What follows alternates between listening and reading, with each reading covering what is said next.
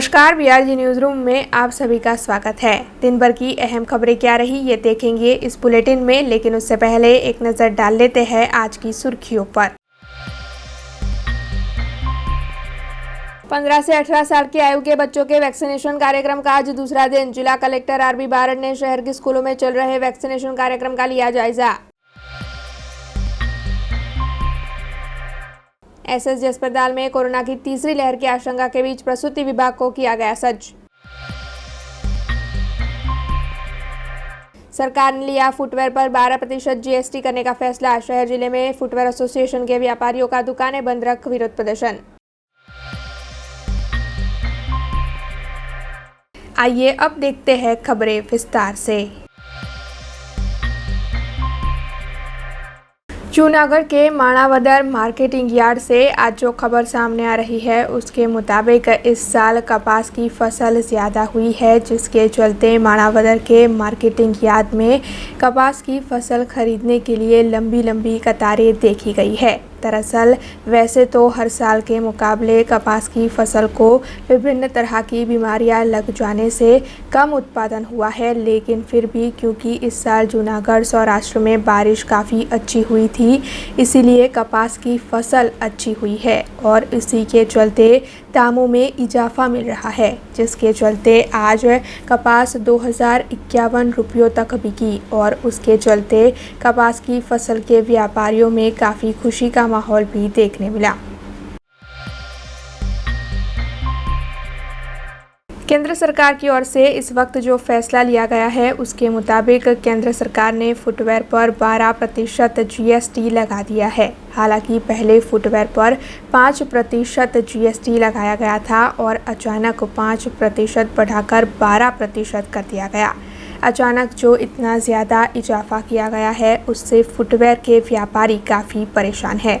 वैसे पहले ही 2 सालों से कोरोना के चलते इन सभी व्यापारियों के हाल खस्ता है। ऐसे में फुटवेयर जैसी चीज़ पर 12% जीएसटी लगा देने की वजह से फुटवेयर के व्यापारी काफ़ी रोष में हैं और आज सभी फुटवेयर के व्यापारियों ने इकट्ठा होकर इस मामले में विरोध प्रदर्शन भी किया है। दरअसल फुटवेयर एसोसिएशन से जुड़े सभी व्यापारी आज इकट्ठा हुए और केंद्र सरकार के इस फैसले के सामने सभी ने अपना रोष व्यक्त किया। विरोध है ये जो गवर्नमेंट मोदी साहब ने किया है, 12% की जो जीएसटी का किया है उसका विरोध है हमारा। अभी पहले से हम 5% में चल रहे थे, इजीली चल रहे थे, लेकिन अब सर मोदी साहब ने ये 12% कर दिया अचानक। कोविड में हम लोग इतने परेशानी भुगत के जैसे तैसे खड़े होने की कोशिश कर रहे हैं, वापस फिर उन्होंने पग पर हमारे कुल्हाड़ी मारी है, जो 5% की जगह पर 12% कर दिया। ये 5% सर गरीबों के लिए, गरीबों की प्रोडक्ट है, जो हर कोई गरीब 12% नहीं भर सकता। तो हमारी मोदी साहब से रिक्वेस्ट है कि ये 12% को कैंसिल करें और 5% रखें, क्योंकि ये 5% जो गरीब अब मज़दूर आदमी है वो हवाई चप्पल पहनता है, वो 12% टैक्स कहाँ से भरेगा। आप किसान आंदोलन, किसानों को तो साथ में लेके चलते हो, लेकिन व्यापारियों को भी साथ में लेके चलो मोदी साहब। ये व्यापारी आप जो इनको परेशान कर रहे हो, 5% की जगह पर 12% कर रहे हो, ये टैक्सेस बढ़ा रहे हो, ये कहाँ का न्याय है। अभी हम जैसे तैसे करके इसमें कोविड में 2 साल की जो महामारी चल रही है, इसमें भी हम लोगों ने आपका साथ दिया। जहाँ लंगर लगाने थे लंगर भी लगाए, जहाँ सेवा की थी वहाँ सेवा भी दी है, ईमानदारी से अपना टैक्स भर रहे हैं, ईमानदारी से आपका इसमें सारा काम हो रहा है। तो आप हमको क्यों परेशान कर रहे हो। हमारा जो 12% है उसको आप नेस्तनाबूद करो, उसको कैंसिल करो और 5% जो जीएसटी है उसको 5% रहने दो। ये हमारी हाथ जोड़कर मोदी साहब से रिक्वेस्ट है। આજે જે બધા જમા થયા છે એ ફૂટવેર એસોસિએશન મર્ચન્ટ જમા થયું છે, કેમ કે અમારું જે વેટ હતું જીએસટી હતું એ 5% હતું, 5% કરીને એમને 12% કરી દીધું। હવે કાપડનું એ 5%થી 12% કર્યું હતું, એમનું રિજેક્ટ કરી દીધું અને અમારું 12% રાખેલું છે। હવે ચપ્પલ લાઈન એવી વસ્તુ છે કે જે જરૂરિયાતની વસ્તુ છે, ઘર ઘરસ્તુ માણસ એમને બનાવે પણ છે, હેન્ડમેડ પણ આવે છે અને સસ્તી વસ્તુ આવે છે અને આ માણસની સોની કે બીજી કોઈ વસ્તુ નથી। આ વસ્તુ જે છે એ માણસની જરૂરત છે, તૂટે છે તારે લે છે। આમાં ગરીબ માણસો પણ જે સસ્તી 40-50 રૂપિયા 30 રૂપિયાની ચપ્પલો હોય છે એના ઉપર પણ 12% ટેક્સ લગાવવામાં આવ્યું છે. તો અમારે એટલું જ કહેવાનું છે કે ભાઈ આ જે લોકલ વસ્તુ છે, જે જીવન જરૂરિયાત જેવી વસ્તુ છે, એના ઉપર 5% જે ટેક્સ છે, જીએસટી બરાબર છે. અને એના ઉપર જે 500 રૂપિયા કે 700 રૂપિયાથી ઉપર જે વસ્તુઓ છે, જે સમજી લો કે લક્ઝરિયસ વસ્તુઓ આવે છે, એના ઉપર આપ 12% લો, અમને કોઈ વાંધો નથી. પણ હમણાં જે વધાર્યું છે એના લીધે પહેલાંથી કાચા માલના ભાવ વધી ગયા છે. અને કાચા માલના ભાવ વધવાથી ફૂટવેર લાઇન આમ જ તકલીફમાં હતી, કેમ કે કાચા માલના રેટ વધવાથી બહુ ભાવ વધી ગયા છે. અને આવી રીતે આવા ટાઈમમાં, આવા કોરોનાના કાળમાં જ્યારે બિઝનેસનો તૂટી ભાંગ્યું છે, બિઝનેસ છે નહીં, એવા વખતમાં 12% કરશે તો સમજી લો કે ફૂટવેર જે છે એ જમીન પર આવી જશે અને લોકો સમજી લો કે પાયમાલ થઈ જશે. सरकार की ओर से सीएनजी गैस के दामों में लगातार बढ़ोतरी की जा रही है, जिसके चलते रिक्शा चालक काफ़ी परेशान हैं। दरअसल बीते 1.5-2 साल से कोरोना के चलते रिक्शा चालकों का धंधा मंदा था और फिर सीएनजी गैस के दामों में भी लगातार बढ़ोतरी देखने मिल रही है। हालांकि इन रिक्शा चालकों की ओर से बार बार इस मामले में विरोध जताया जा रहा है, लेकिन फिर भी सरकार लगातार सीएनजी गैस के दामों में बढ़ोतरी कर रही है। ऐसे में आज वडोदरा ऑटो रिक्शा प्रगति यूनियन मंडल से जुड़े सभी रिक्शा चालक जिला कलेक्टर कचहरी पहुंचे और उन सभी की ओर से कलेक्टर को आवेदन पत्र देते हुए सीएनजी गैस के दामों को कम करने की मांग की गई। અમે આજે વડોદરા શહેર જિલ્લા ઓટો રિક્ષા યુનિયન તરફથી આવ્યા છીએ અને સંયુક્તમાં આવ્યા છીએ. જે ગેસ વધારો થઈ રહ્યો છે, દર અઠવાડિયે 2 રૂપિયા 3 રૂપિયા 2.5 રૂપિયા જેવો વધારો થઈ રહ્યો છે. પાછલા ઘણા સમયનો આ રેટ બોર્ડ, આ ગેસના ભાવ વધ્યા છે એનું એ છે. અને દર વખતે જ્યારે આના પહેલાં ભાવ વધ્યો હતો ત્યારે સરકારશ્રી તરફથી અમને મીટર ભાડામાં વધારો કરી આપ્યો હતો. પરંતુ હવે અમારી એવી માંગણી છે કે હવે ગેસનો ભાવ વધ્યો છે તો અમે મીટર ભાડામાં વધારો કરવા માંગતા નથી. કેમ કે રિક્ષા એક પબ્લિક ટ્રાન્સપોર્ટ છે અને લાખો લોકો રોજ રિક્ષાથી અવર જવર કરી રહ્યા છે.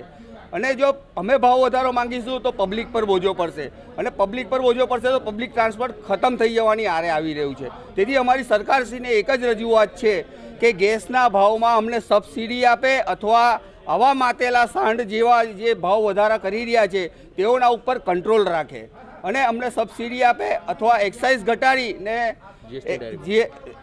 એક્સાઇઝ ઘટાડીને અમને બી પેટ્રોલને એના જેવી રીતના રાહત આપે. 3 जनवरी से 7 जनवरी तक जय Sainath education and charitable trust यानी कि वार्ड नंबर 9 के काउंसलर श्रीरंग आयरे और वार्ड नंबर 9 के पूर्व काउंसलर राजेश आयरे की ओर से open box day night tennis cricket tournament का आयोजन करवाया गया है, जिसकी शुरुआत कल कई पदाधिकारियों की उपस्थिति में करवाई गई। शहर के सुभानपुरा इलाके में झांसी रानी सर्कल निकट के मैदान में जय Sainath education and charitable trust ward number 9 के काउंसलर श्रीरंग आयरे और वार्ड नंबर 9 के पूर्व काउंसलर राजेश आयरे की ओर से open box day night tennis cricket tournament का आयोजन किया गया है। ये क्रिकेट टूर्नामेंट 3 जनवरी से 7 जनवरी तक आयोजित की जाएगी, जिसकी शुरुआत कल करवाई गई। इस मौके पर वार्ड नंबर 9 के councillor Shrirang Ayre, ward number 9 के पूर्व काउंसलर राजेश आयरे, विधायक जितेंद्र सुखड़िया, डिप्टी मेयर नंदाबेन जोशी, स्थायी समिति के चेयरमैन डॉक्टर हितेंद्र पटेल, वडोदरा महानगर पालिका के भाजपा के दंडक चिराग बारोट समेत के कई पदाधिकारी उपस्थित रहे। वैसे इस मौके पर क्रिकेट टीम के आयोजकों की भी उपस्थित रही और सभी की उपस्थिति में इस क्रिकेट टूर्नामेंट की शुरुआत करवाई गई। खेलेगा गुजरात जीतेगा गुजरातना भागरूप आज તમે જે જોઈ રહ્યા છો કે ભારત દેશને ઓલિમ્પિકના મેડલ હોય કે વિશ્વવિખ્યાત ક્રિકેટ હોય જેવી ઘણી એવી રમતો માટે માનનીય પ્રધાનમંત્રીશ્રીએ પ્રેરિત કર્યા છે। એવી જ રીતના પશ્ચિમ વિસ્તારમાં અમારા દ્વારા ઘણા એવા ટુર્નામેન્ટો કરવામાં આવે છે। યુવાનોને પ્રેરિત રમતગમત ક્ષેત્રે અમે એવા ઘણા પ્રયત્ન કરીએ છીએ। ગઈકાલના દિવસે જ અમારા વિસ્તારમાં જે અમારા સ્પોર્ટ ટીચર હતા જીતેન્દ્ર રાઉત સાહેબ, જે કોરોના કાળ દરમિયાન જેમનું નિધન થયું હતું, તેમને ધ્યાનમાં રાખીને તેમના દિવસ અમે જે દિવસે તે એક્સપાયર થયા હતા તે દિવસે અમે જીતેન્દ્ર રાઉત ટ્રોફી તેવી રીતના એક આયોજન કરીને વોલીબોલનું સમગ્ર ગુજરાત લેવલનું અમે પ્રતિનિધિત્વ રાખ્યું હતું। તે ટુર્નામેન્ટનું ગઈકાલે આયોજન થયું હતું। સાથે આજના દિવસે open box day night cricket tennis ટુર્નામેન્ટનું પણ આજરોજના દિવસે અહીંયા આયોજન કરવામાં આવ્યું છે। આ ટુર્નામેન્ટમાં ખાસ વિશેષ એવી વાત છે કે આ જે બાઉન્ડ્રી તમે જોઈ રહ્યા છો તે બાઉન્ડ્રીની ઉપરથી બોલ જાય છે તો આઉટ છે। આ ટુર્નામેન્ટમાં ફક્ત 7 જ પ્લેયરો રમી શકે છે। સાથે તમે બોલિંગ છે જે સ્ટેન્ડિંગ બોલિંગ નાખવાની છે અપર આર્મ સ્ટાઇલમાં, સાથે બેટિંગ બી છે, એની અંદર એક મેજિક ઓવર રહેશે, એક ટાર્ગેટ ઓવર રહેશે। એવી રીતના જ જે તમે જોઈ રહ્યા છો કે નવી સ્ટાઇલનું ક્રિકેટ આવી રહ્યું છે, એવી રીતના આ ક્રિકેટનું અમે આયોજન કરવામાં આવ્યું છે। Open box day night tennis cricket ટુર્નામેન્ટના આયોજન જે આજરોજ થઈ રહ્યું છે ઝાંસીની રાણી સર્કલ મુકામના ગ્રાઉન્ડ પર શ્રીરંગ આયરે અને રાજેશ આયરેના આખી ટીમના માધ્યમથી જય સાઈનાથ ચેરિટેબલ ટ્રસ્ટ જે આ ક્રિકેટ ટુર્નામેન્ટ રમાડી રહ્યું છે। અંદાજે ઘણી ટીમોએ આખા શહેરમાંથી ભાગ લીધો છે। આ ક્રિકેટ ટુર્નામેન્ટમાં કેટલાક નિયમો બદલાઈને ક્રિકેટ ટુર્નામેન્ટ રમાઈ રહી છે। હમણાં જ પહેલી મેચ પૂર્ણ થઈ છે, એમાં ચોખંડીની ટીમ વિજેતા બની છે। આ કાર્યક્રમ દરમિયાન આપણા શહેરના ધારાસભ્ય સાથે देश भर में इस वक्त 15 से 18 साल की आयु के बच्चों को वैक्सीन देने की मुहिम शुरू करवा दी गई है, जिसके तहत जूनागढ़ में भी विभिन्न स्कूलों में 15 से 18 साल की आयु के बच्चों को वैक्सीन दी जा रही है। ऐसे में जूनागढ़ के जिला विकास अधिकारी मीरांत परीख की ओर से सभी बच्चों को स्कूल में वैक्सीन ले लेने की अपील की गई है। देश भर में वैक्सीनेशन की मुहिम शुरू हो चुकी है, जिसके तहत बच्चों को वैक्सीन दी जा रही है। ऐसे में जूनागढ़ जिले के 130 सेंटरों पर से 15 से 18 साल की आयु के बच्चों को वैक्सीन का पहला डोज देने की मुहिम की शुरुआत भी करवा दी गई है। जूनागढ़ जिला के विकास अधिकारी मीरांत परीख विभिन्न स्कूलों में पहुंचे, जहां पर उनकी ओर से इस वैक्सीनेशन मुहिम की शुरुआत करवाई गई और फिर उनकी ओर से बच्चों को स्कूल में वैक्सीन ले लेने की अपील भी की गई। वैसे आपको बता दें कि जूनागढ़ जिले के अंदाजित 70,000 बच्चों को 8 जनवरी तक पहला डोज देकर सुरक्षित करने का इस वक्त आशय है। माननीय सरकारश्री द्वारा 15 થી 18 ની વયજૂથના જે આપણા બાળકો છે તેના માટેનું કોવેક્સિનનું વેક્સિનેશનનો ડ્રાઈવ આજે 3જી તારીખથી શરૂ કરવામાં આવેલ છે। તેમાં જૂનાગઢનો જે ડ્રાઈવ છે તેનું કનેરિયા હાઈસ્કૂલથી અમે શરૂઆત કરી રહ્યા છે। 15 થી 18 વયના જે બાળકો છે તે લોકો પણ કોરોનાથી સુરક્ષિત રહી શકે તેના માટેનો આ ઓવરઓલ કાર્યક્રમ કરવામાં આવેલ છે। આખા જૂનાગઢમાં આ વય જૂથમાં કુલ 70,000ની આસપાસના બાળકો છે।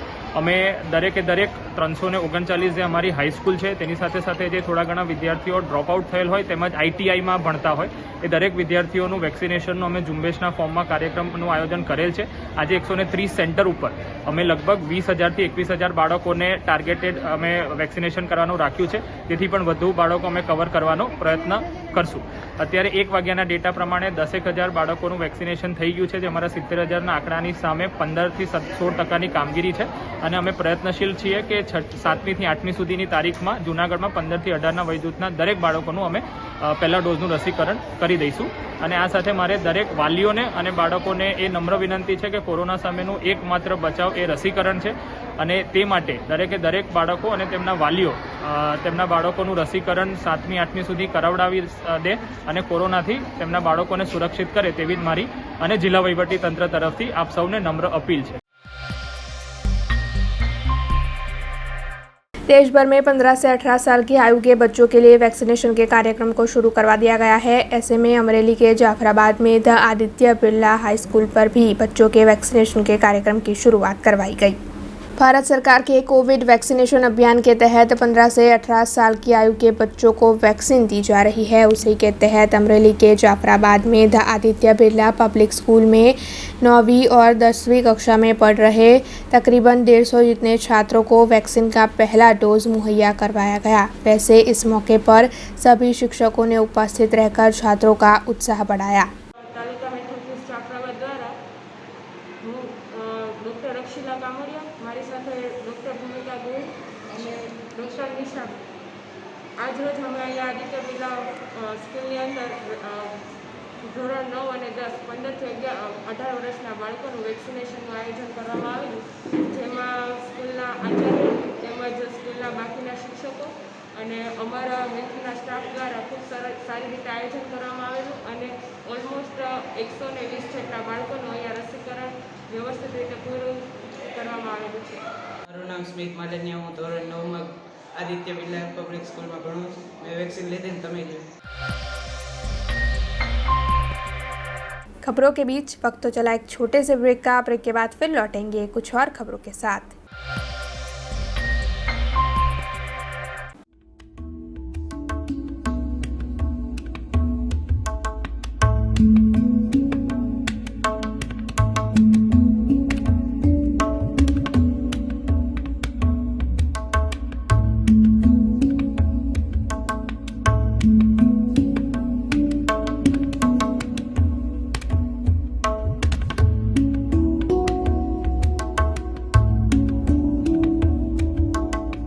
ब्रेक के बाद VRG न्यूज रूम में आप सभी का स्वागत है।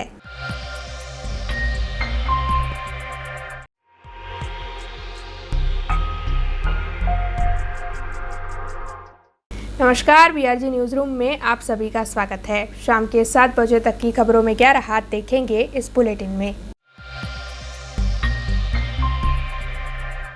अतिक्रमण विभाग की टीम की ओर से शहर में जगह जगह पर अतिक्रमण हटाने की कार्रवाई की जा रही है। ऐसे में आज वहीवटी वार्ड नंबर 5 के सिद्धनाथ तालाब और खंडेराव मार्केट के आसपास जो अवैध अतिक्रमण है उसे हटाने की और दंड वसूलने की कार्रवाई की गई। इस मौके पर अतिक्रमण शाखा की टीम और पुलिस की टीम उपस्थित रही। अतिक्रमण शाखा की टीम की ओर से खंडेराव मार्केट और सिद्धनाथ तालाब के आसपास के अवैध अतिक्रमण हटाकर जिन्हें ज़रूरत हो उन्हें नोटिस देकर दंड वसूला गया। आज रोज वहीवटी वार्ड नंबर 5 खंडेराव मार्केट विस्तार और सिद्धनाथ रोड पर जे वेपारीओ रोड पर दबाण करता था तेमना दबाण हटावવાની અને પેનલ્ટી કરવાની કામગીરી હાથ ધરવામાં આવેલી છે। જે લોકો રસ્તા પર ગંદકી કરી છે અને દબાણ કર્યું છે તેના માટે દંડ ફટકારવામાં આવેલો છે। આજ રોજ વહીવટી વાર્ડ નંબર 5 ઉત્તર ઝોનના સિદ્ધનાથ રોડ અને ખંડેરાવ માર્કેટના પાછળના ભાગમાં કામગીરી હાથ ધરવામાં આવેલી છે। कोरोना में जान गंवा देने वाले लोगों के परिजनों को 4 लाख रुपयों की सहाय मुहैया करवाने की मांग कांग्रेस पार्टी की ओर से की जा रही है और उसी मामले में आज करजन में कांग्रेस समिति की ओर से मामलतदार को आवेदन पत्र दिया गया। कांग्रेस पार्टी लगातार कोरोना में जान गंवा देने वाले लोगों के परिजनों को 4 लाख रुपयों की सहाय मुहैया करवाने की मांग कर रही है। ऐसे में गुजरात प्रदेश समिति के अध्यक्ष जगदीश ठाकुर की सूचना के मुताबिक करजन तालुका कांग्रेस समिति की ओर से करजन के मामलतदार को इस मामले में आवेदन पत्र दिया गया और साथ ही ये मांग की गई कि कोरोना महामारी के दौरान जान गंवा देने वाले लोगों के परिजनों को 4 लाख रुपयों की सहाय सरकार की ओर से मुहैया करवाई जाए। इस मौके पर करजन तालुका कांग्रेस समिति के कई सदस्य और पदाधिकारी उपस्थित रहे। गुजरात प्रदेश कांग्रेस समिति द्वारा कोविड न्याय यात्रा अंतर्गत समग्र गुजरात अंदर कोरोना मृतकों केटला छे ए बाबतेनी तपास नक्की करवामां आवी हती। कोविड न्याय यात्रा दरमियान करजन तालुका में अमने 4 થી 5 हज़ार मृतकोना फॉर्म मळ्या। सरकार एक बाजू एवं कहे छे कि करजन तालुका में मात्र 150 થી 200 मृतकों छे અને અમારી પાસે 4000 થી 5000 ફોર્મ છે અને એ ફોર્મની કોપી પણ અમે આજના આવેદનપત્રમાં સુપ્રત કરી છે। રાજ્ય સરકારને અમારી ખાસ વિનંતી છે કે ડિઝાસ્ટર મેનેજમેન્ટ એક્ટ અને સુપ્રીમ કોર્ટના નિર્દેશથી તમારે 4 લાખની સહાય કોરોનાના મૃતક પરિવારોને ચૂકવવી જોઈએ। जूनागढ़ के केशोद के मुढड़ा गांव में सोनल माता का मंदिर है जहां पर उनके 98वें प्रागट्य दिन को मनाया गया।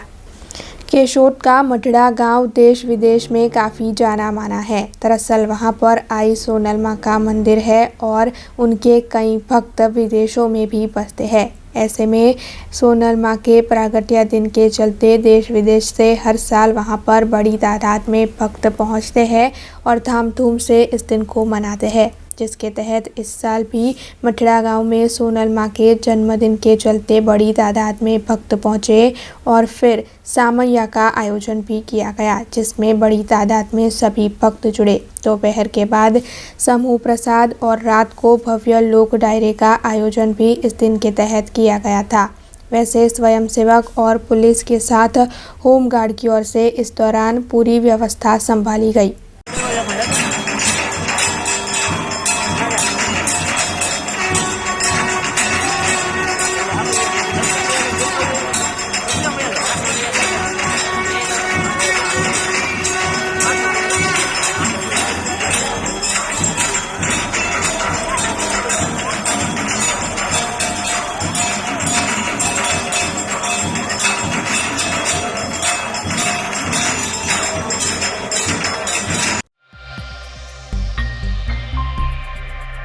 सरकार की ओर से 15 से 18 साल की आयु के बच्चों को वैक्सीन देने के कार्यक्रम की शुरुआत करवाई गई है, जिसके तहत वडोदरा शहर जिला में भी 15 से 18 साल की आयु के बच्चों को वैक्सीन दी जा रही है। ऐसे में इस वैक्सीनेशन कार्यक्रम के दूसरे दिन आज जिला कलेक्टर आर.पी. बारड़ समाज सावली इलाके में मौजूद जय अम्बे स्कूल पर पहुंचे और वहां पर उनकी ओर से इस वैक्सीनेशन कार्यक्रम का जायजा लिया गया। वैसे सभी बच्चे वैक्सीन लेने को लेकर काफ़ी उत्साहित है और साथ ही कोरोना गाइडलाइंस का पूरी तरीके से पालन कर इस वैक्सीनेशन कार्यक्रम को आयोजित किया जा रहा है।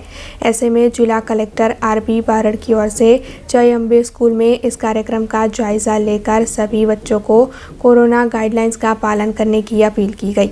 શહેરમાં પણ 19,000 જેટલા બાળકોને રસી આપવામાં આવી છે, જે લક્ષ્યાંક કરતાં વધારે છે અને અમે આ 5 દિવસ સળંગ આ રસીકરણની ઝુંબેશ ચાલુ રાખેલી છે અને અત્યારે હું આ જે અંબે વિદ્યાલયમાં આજે હું જોઈ રહ્યો છું કે બાળકોમાં અને ખાસ કરીને જે સ્ટાફ છે મિત્રો એમનો પણ ખૂબ ઉત્સાહ છે અને બાળકો બહુ વ્યવસ્થિત રીતે સોશિયલ ડિસ્ટન્સિંગ સાથે અત્યારે રસી લઈ રહ્યા છે અને હું આશા રાખું છું કે 5 દિવસમાં અમને જે પૂરેપૂરા જે બાળકો છે એને અમે કવર કરી લઈશું।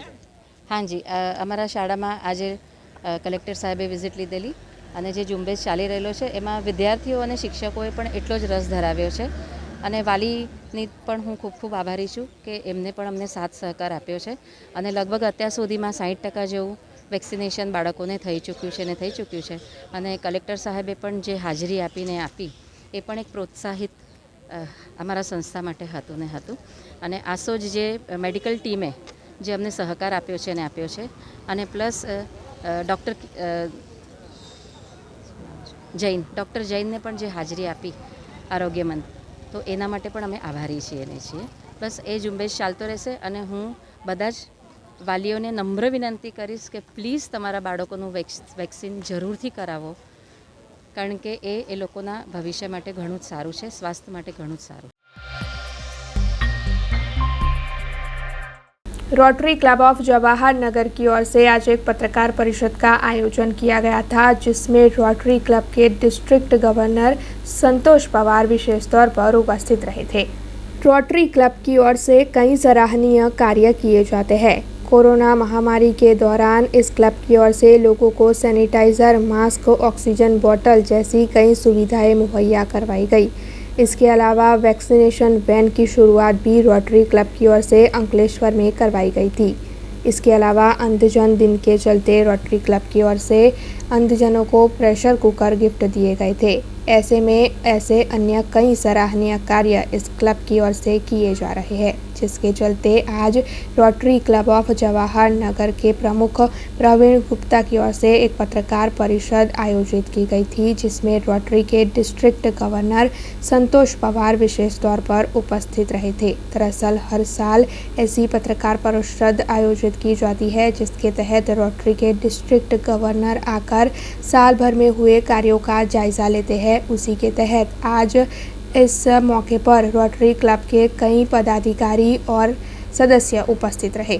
मैं संतोष प्रधान, मैं रोटरी डिस्ट्रिक्ट 3060 का डिस्ट्रिक्ट गवर्नर हूँ।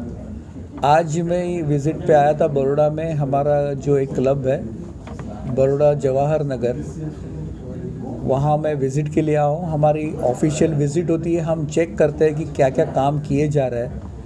आज rotary club of Baroda Jawahar Nagar की तरफ से ब्रेल डे के तहत हमने ब्लाइंड लोगों को 24 जैसे प्रेशर कुकर सुबह डिस्ट्रीब्यूट किए हैं। आने वाले समय में हम लोग वृद्धाश्रम में भी जाने वाले हैं। एक ओल्ड एज होम है जहां उनकी केयर लेने के लिए भी ट्रेनिंग सेंटर के चालू करने की भी हम लोग बात कर रहे हैं और बहुत सारे छोटे मोटे काम इन्होंने किए हैं। आज हम उनका ब्यौरा लेंगे। 55 साल से ये लोग यहाँ सेवा दे रहे हैं और बहुत ऐसी सेवाएं इन्होंने दी है। कोविड में भी इन्होंने मास्क डिस्ट्रीब्यूशन और ऑक्सीजन सिलेंडर्स की उपलब्धि कराने में भी बहुत उन्होंने मदद की है। वैक्सीनेशंस में भी उन्होंने अपने अपने लेवल पे अपने अपने इंडस्ट्री में बहुत सारा काम किया है। तो मैं इनको अभिनंदन देना चाहता हूँ rotary club of Baroda Jawahar Nagar को और चाहता हूँ ये आगे चल के भी ऐसे ही काम करते रहे, जिससे हम सब मिलके समाज को कुछ दे सकें। कोरोना का खतरा लगातार बढ़ता जा रहा है और कोरोना के नए वेरिएंट ओमिक्रॉन ने दस्तक दे दी है। इसके अलावा विदेश में तो कोरोना का एक और वेरिएंट IHU भी ढूंढा जा चुका है। ऐसे में कोरोना का जो कहर है वो लगातार बढ़ रहा है, लेकिन कम नहीं हो रहा है, जिसके चलते शहर के SSG अस्पताल में प्रसूति विभाग को सज्ज कर दिया गया है। दरअसल आने वाले वक्त में कोरोना की तीसरी लहर का सामना भी हमें करना पड़ सकता है। ऐसे में गर्भवती महिला अगर कोरोना संक्रमित हो तो फिर किस तरीके से उनका अच्छी तरीके से इलाज करवाया जा सके, उसी के चलते SSG अस्पताल के प्रसूति विभाग को साधन संपन्न करवा दिया गया है। इस मामले में प्रसूति विभाग के हेड डॉक्टर आशीष गोखले ने ज़्यादा जानकारी दी है। हाँ जी सर। संभावित त्रीजी वेवना अनुसंधान में અત્રેના રૂકમણી પ્રસૂતિ ચેનાની ગૃહ અને SSG હોસ્પિટલમાં તકેદારી અને સાવધાની રૂપમાં આગોતરી વ્યવસ્થા કરેલી છે। ત્યાં આઇસોલેશન ટ્રાયેજિંગ સ્ક્રીનિંગથી માંડીને આઇસોલેશન લેબર રૂમ, OT અને વોર્ડની વ્યવસ્થા કરી છે। સહજ પણ સગર્ભા સ્ત્રી દાખલ રૂકમણી ચેનાનીમાં દાખલ થતી વખતે સહજ પણ કોરોના કોઈ પણ લક્ષણ દેખાય તો એમને ત્યાં સ્ક્રીનિંગ પછી ટેસ્ટિંગ સાથે અને એને જો પોઝિટિવ જણાય તો એને આઇસોલેશન વોર્ડમાં ત્યાં સારવાર ચાલુ કરવામાં આવશે। अच्छा सर, कही शकाय कि આપણે જે પાછળનો જે સમય હતો પહેલી બીજી લહેર આવી એમાંથી આપણે સબક લીધો છે, આપણે પાઠ ભણ્યો છે અને આપણે આ તૈયારી એના ભાગરૂપે મતલબ આપણે કરવામાં સરળતા રહી છે। આ વખતે આગળના બંને ફર્સ્ટ અને સેકન્ડ વેવના પરિપ્રેક્ષમાં એના અનુભવથી ઘણું બધું શીખવા મળ્યું છે અને અમારું તમામ સ્ટાફ, ડૉક્ટર, નર્સિંગ સ્ટાફ, તમામ જે સ્ટાફ છે એ અનુભવવાળો છે અને એનાથી ઘણું બધું શીખવા મળે છે અને એ રીતે તમામ કોવિડને લગતી તમામ તકેદારી અને કાળજીઓ અમે સંપૂર્ણ રીતે રાખવાના છીએ। तिलकवाड़ा में नर्मदा जिला निवृत्त कर्मचारी सम्मेलन का आयोजन किया गया था, जिसमें बड़ी तादाद में निवृत्त कर्मचारियों की उपस्थिति रही। तिलकवाड़ा नगर के ब्राह्मणशेरी इलाके में विभिन्न विभागों में सेवा देकर निवृत्त हो चुके कर्मचारियों के सम्मेलन कार्यक्रम को आयोजित किया गया था। इस कार्यक्रम के तहत नर्मदा जिले के विभिन्न विभागों के निवृत्त कर्मचारी बड़ी तादाद में उपस्थित रहे थे। इस मौके पर मुख्य अतिथि के तौर पर पूर्व सांसद राम सिंह भाई राठवा उपस्थित रहे थे। साथ ही इस दौरान प्रख्यात कथाकार संत वीरंजी प्रसाद शास्त्री जी समेत नर्मदा के कई पदाधिकारी भी उपस्थित रहे थे। उपस्थित सभी महानुभावों के हाथों दीप जलाकर इस कार्यक्रम की शुरुआत करवाई गई और फिर जिन भी निवृत्त कर्मियों की कोरोना के दौरान या किसी भी अन्य वजह से मौत हो चुकी हो, उन सभी को इस कार्यक्रम के दौरान 2 मिनट का मौन रखकर श्रद्धांजलि अर्पित की गई। आज तिलकवाड़ा तालुकाना सरकारी फरजमांथी जे निवृत्त थया छे पण ए आखू तिलकवाड़ा तालुको એ સક્રિયતા બતાવે છે અને એના જ ભાગરૂપે આજે જ્યારે વાર્ષિક એમનું સ્નેહ મિલન થયું છે ત્યારે મને મળવાનો બધાનો અને વડીલોના આશીર્વાદ લેવાનો મોકો મળ્યો, જેમણે તિલકવાડા તાલુકો નર્મદા જિલ્લાને બેઠો કરવામાં, એ ચાહે શિક્ષણ ક્ષેત્રે હોય કે કોઈ પણ વિવિધ જગ્યાએ તેઓ ફરજ બજાવતા હોય, પણ तिलकवाड़ा तालुको नर्मदा जिल्ला ने आगळ लाववामां खूब एमने मेहनत करी छे ने आज जे कंई विकास थई रह्यो छे ए एमना थकी थयेलो छे अने एना भागरूपे ज्यारे आपणे अहींया ज्यारे बधा भेगा थया छे त्यारे एमनी जोडेथी घणुं बधुं जाणवानुं शीखवानुं। पेन्शन मंडळ छेल्ला 2005 थी चलावुं छुं। 2005 થી પેન્શનરોના જે કંઈ પ્રશ્નો છે એ બધા જ પ્રશ્નો સરકાર જોડે કે જે તે ડિપાર્ટમેન્ટમાં બાકી પડતા જેવા પ્રશ્નોને હલ કરવાનો બધાનો સહયોગથી પ્રયત્ન કરું છું. અહીં ગાડી આ છેલ્લા 17 વર્ષથી આ પેન્શનરોને જયેશ જોશી એમ ચીકાભાઈ કહીએ છીએ તેઓ તમામ પેન્શનરોને ભોજન આપે છે અને બાકી સૌ નાના મોટા દાન દક્ષિણા લઈને આ ધંધો કરીએ છીએ.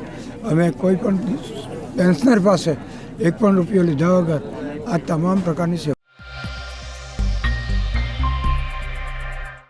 सरकार की ओर से कई चीज़ों के जीएसटी में बढ़ावा किया जा रहा है। ऐसे में फुटवेयर पर पहले जो जीएसटी 5% था उसे अब सरकार ने बढ़ाकर 12% कर दिया है, जिसके चलते फुटवेयर एसोसिएशन से जुड़े व्यापारी काफ़ी नाराज़ है। दरअसल कोरोना के चलते पहले ही इन व्यापारियों के हाल खस्ता है। ऐसे में अब सरकार की ओर से जो इतना ज़्यादा जीएसटी का दर लगा दिया गया है उसके चलते व्यापारी अपने धंधे पर असर पड़ने की आशंका जता रहे हैं और उसी के चलते आज सावली में फुटवेयर एसोसिएशन से जुड़े व्यापारियों की ओर से इस मामले में विरोध प्रदर्शित करते हुए अपनी दुकानें बंद रखी गई। वैसे फुटवेयर एसोसिएशन के व्यापारियों की ओर से इस मामले में मामलतदार को आवेदन पत्र भी दिया गया और साथ ही जीएसटी का ये दाम कम करने की मांग भी की गई।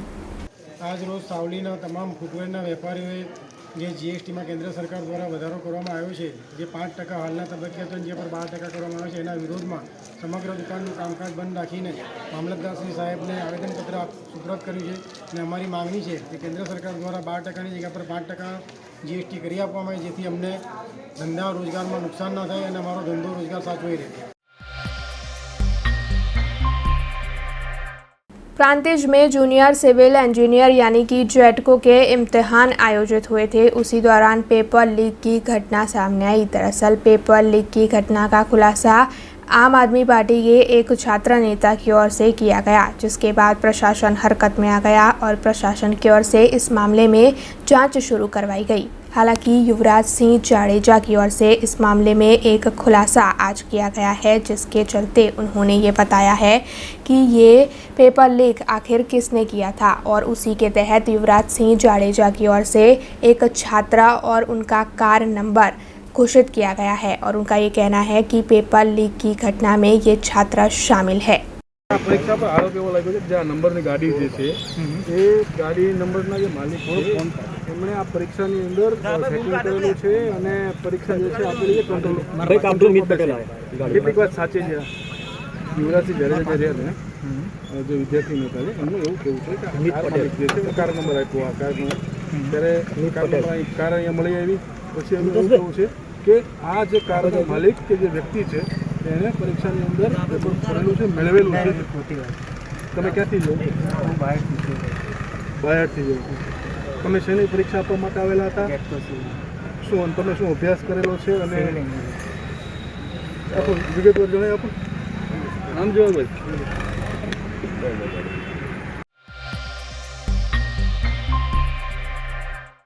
सरकार की ओर से फुटवेयर के जीएसटी को 12% कर दिया गया है। दरअसल पहले जीएसटी का रेट 5% था, लेकिन अब बढ़ोतरी कर इस रेट को 12% कर दिया गया है।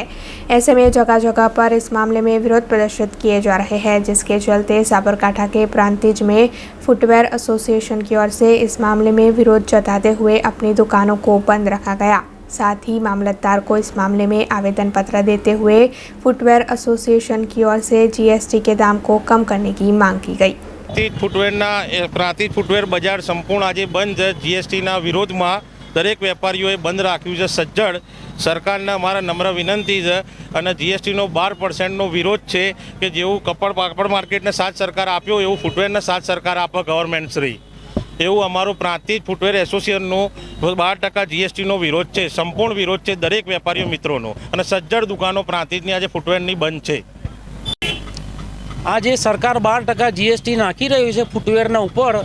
આજે અહીંયા પ્રાંતિજમાં બધાએ સંપૂર્ણપણે દુકાનો બંધ રાખી છે। ફૂટવેરને સાથને સહયોગ આપ્યો છે, પણ આ 12% જીએસટી સંપૂર્ણપણે નાબૂદ કરવું પડે। 1% બી બીજો વધારાનો લાગે ના અને 12% જીએસટી નાબૂદ કરવા માટે અમારા બધા ભેગા થયા છે અહીંયા આજે વિરોધ છે અને બધાનો વિરોધ છે આ 12% વિરોધમાં। देश, दुनिया और शहर से जुड़ी कुछ और खबरें लेकर कल फिर लौटेंगे। तब तक दीजिए भी आज टीम को इजाजत। धन्यवाद। अब खबरों से लगातार अपडेट रहना हुआ आसान। BRG न्यूज आपके मोबाइल स्क्रीन पर आज ही BRG न्यूज की mobile app Google play store और ऐप स्टोर से डाउनलोड करें और खबरों से लगातार जुड़े रहें।